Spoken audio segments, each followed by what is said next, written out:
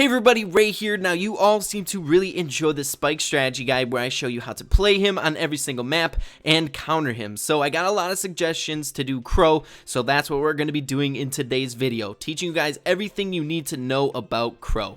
Let's jump right into it.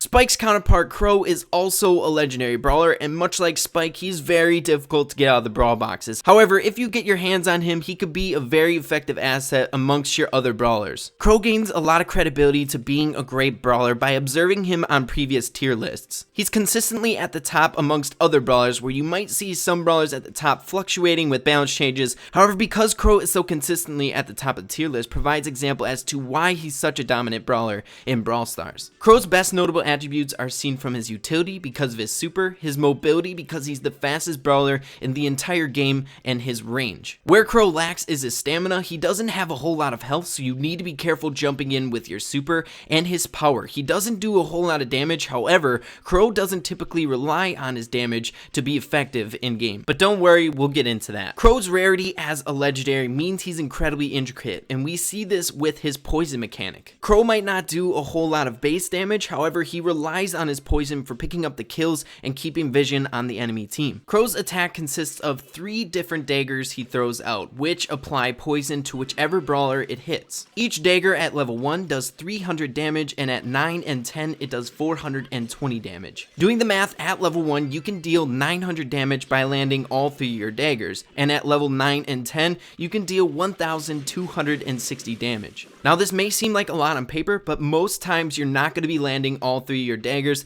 unless you're right on top of someone from sneaking behind them or jumping in with your super. Crow's poison works like this. Once you hit an enemy brawler with one of your daggers, it applies a green hue that ticks them down for damage 4 consecutive times. The damage dealt by the poison adds up to 1 of your dagger's damage. So if your Crow is at level 1, each poison tick will do 75 damage multiplied by 4, which will add up to 300. And if your Crow is at level 9 or 10, it'll deal 105 damage each tick, adding up to 420. Now, I would recommend knowing these totals by heart because I see too much in-game people overextending with their Crow. A brawler might already be poisoned, and that poison would be enough damage to take them out. However, some people will overextend trying to get in that last hit when the poison would already kill them, applying more damage to your Crow, or even worse, dying in-game because of that overextending. The reason Crow's poison mechanic is so devastating is because it applies vision for your team on that enemy brawler for the duration that that brawler is poisoned. Also, it causes the enemy team to be unable to regenerate their health as fast. The couple seconds it takes for the poison to wear off and that brawler to regenerate their health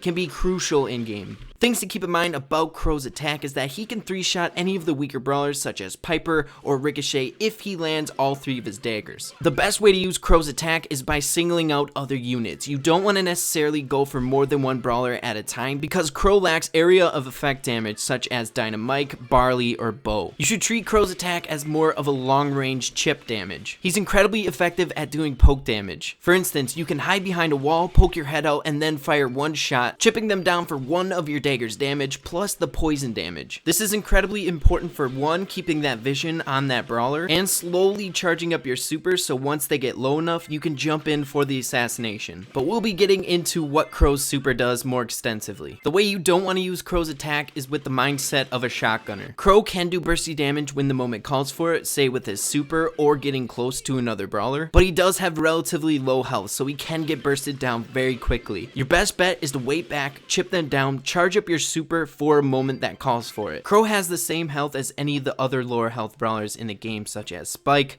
Piper, Ricochet, or Barley. It's sitting at 2,400 at level 1 and 3,360 at level 10. Because he has such low health, you need to be careful when getting close to other brawlers, whether that be jumping in with an assassination or sneaking up behind anyone. Overextending with Crow too much is definitely a no-go. You'll eventually end up dying and your team will suffer. Crow's super is the reason he's so good at mobility, along with his movement speed and his utility. When Crow uses his super to jump, he launches off 14 different daggers in all directions at the spot where he jumps and where he lands. Just to grasp how much damage that actually is, if you land all 14 of your daggers at the point of where you jump in, you can deal 5,880 damage at maxed and 4,200 damage at level 1. It's important to keep in mind that it is difficult to land all 14 of your daggers, but if you land 1/2 or 1/4 of those daggers, you're still walking away with a lot of damage dealt to that enemy brawler. Now, Crow's super can be used in many ways, one for escaping and two for jumping in for an assassination. When you're going to use your super to escape, you can approach an enemy brawler a little bit more aggressive than you normally would, because you're going to use that super to escape once your health gets low. Now, using your super as an assassination, which means jumping directly on a brawler to pick up the kill, seems pretty straightforward, but it can be a little bit complex, and there's definitely a strategy revolving around it. Before using Crow's super to jump in for an assassination, you should keep in mind a few things. One, what enemy brawler am I going to be trying to assassinate? If it's a tankier unit or a shotgunner, you need to be careful. And number two, how much health does that enemy brawler have? If it is a tankier unit or a shotgunner and they have relatively low health, you can jump in if you can take them out immediately. Another thing you need to keep in mind before jumping in is whether or not your possible death is worth picking up the kill on the enemy brawler that you're targeting. For instance, if you're playing a bounty and you have 2 stars and you're thinking about assassinating an enemy Piper with 5 stars, that is well worth your possible death, because the trade out would be 3 stars for your team. Now, if we reverse it and you have 5 bounty stars on your Crow and you're thinking about assassinating a Piper with 2 bounty stars, you need to rethink it. Your possible death isn't worth taking out the Piper. Now, Crow's star power is one of the most unique star powers in the game, and it can be very useful. When an enemy brawler is under Crow's poison, they deal 10% less damage. This is fantastic for somewhat suppressing the enemy team. Just to put it in perspective, a maxed out Piper would deal 230 less damage at max range when poisoned by Crow. Now for some small basic tech with Crow. Since Crow has very high movement speed and we're in a current state in Brawl Stars where auto aim is dominant, a great way to counter auto aim is running horizontal adjacent to the enemy brawler that is using auto aim. They won't land a single shot. Another tip with assassinations is try to count how many shots the enemy brawler that you're targeting has shot off before you jump in. If the enemy brawler was just spamming all of his shots and you know they don't have any shots left, that's a free pass for you to jump in and pick up the kill. Next, let's get into the game mode. So Crow's best game mode by far is Heist. He's literally good on every single map, including Bandit Stash, Kaboom Canyon, Safe Zone, and GG Corral. The best way to play Crow on Heist when you're attacking is making sure to chip down the enemy team, slowly building up your super. Then once you have your super, use it to jump in on the safe. It would both cause damage to the safe and force the enemy team to drift back to you in order to kill you. While this is happening, it leaves your team a great opening in order to get some more damage on the safe. The best way to play Crow on defense is to use that poison to keep the enemy team low. Also, pick opponents that you can take out really easily with your super, such as Barley or Dynamite. The best way to counter Crow on Heist, though it is difficult, is with another Crow, so you can keep him poisoned and away from your safe. And longer range brawlers that deal a lot of damage, forcing Crow to heal up multiple times a game.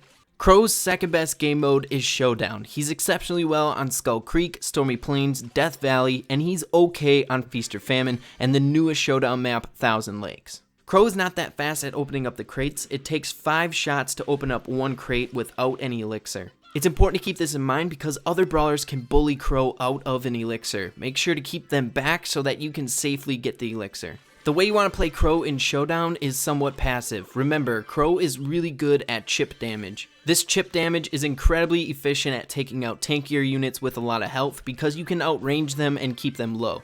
With your super, make sure to pick opponents that you can take out really easily, such as Dynamite, Barley, and Ricochet. Also, Crow is incredibly receptive to teaming. A lot of people like to have him on their team because 1, he's incredibly good in Showdown, and 2, he's not that good at backstabbing. The best way to counter Crow on Showdown is again long range brawlers that can outrange him. Also, sneaking up on him in the brush can be really effective if you're a tankier unit. Crow's third best game mode is Brawl Ball. He's really good on Pinhole Punt and okay on Triple Dribble and Backyard Bowl.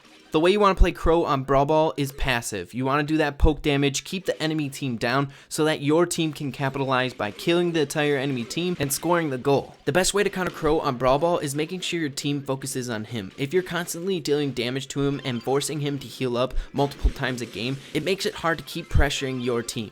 Also, longer range brawlers that deal a lot of damage, most can kill him in 2 shots. Making sure to focus on him with the longer range units is a really effective way to keep him at bay. Crow's 4th best game mode is Smash and Grab, and he's above average in Hard Rock Mine, Crystal Cavern, Mushroom Cave, Bone Box, Temple Catacombs, Deep Hollows, and Sapphire Plains. Every single map. Crow can fit under the roles as Gem Carrier and Aggro, though he is a bit better as an aggro. Again, the best way to play Crow is somewhat passive, chipping down the enemy team, causing them to fall back. If you're able to keep the entire enemy team poisoned, this causes them to not be able to heal up, which is really effective for asserting dominance over the enemy team, causing them to push back and you and your team gaining control over the center mine. Crow can also be somewhat aggressive depending on the team that you're going up against. Use your super to jump in and take out the brawlers with a little bit less health. Really popular brawlers that are in Gem Grab right now are brawlers like Ricochet, and Crow can take him out really easily by jumping in and assassinating him. The best way to counter Crow on Gem Grab is abusing his health.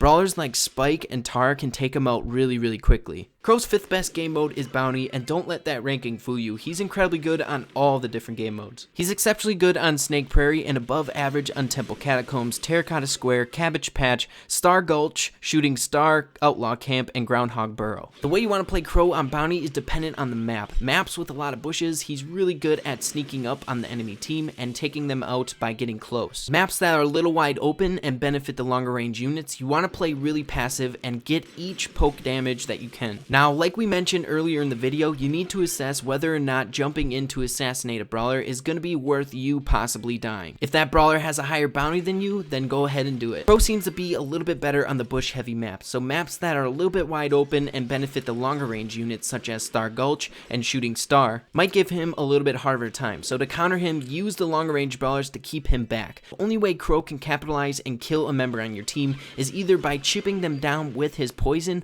or getting in close and killing him. Now for Boss Fight and Robo Rumble. Boss Fight, Crow is considered to be one of the best brawlers to bring into the game mode. Now I wouldn't recommend bringing Crow into Robo Rumble. Robo Rumble has really specific team comps that Crow just doesn't fit in. Alrighty guys, so I hope you all enjoyed the video. This is everything you need to know about Crow, how to play him and how to counter him on every single game mode. So if you did enjoy the video, I'd appreciate if you'd leave a like on it, and with that being said, make sure to keep having fun with Brawl Stars, and we'll see you in the next video.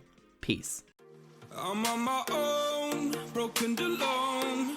I feel the rain crashing down all around this empty town. I'm searching for the lost and found.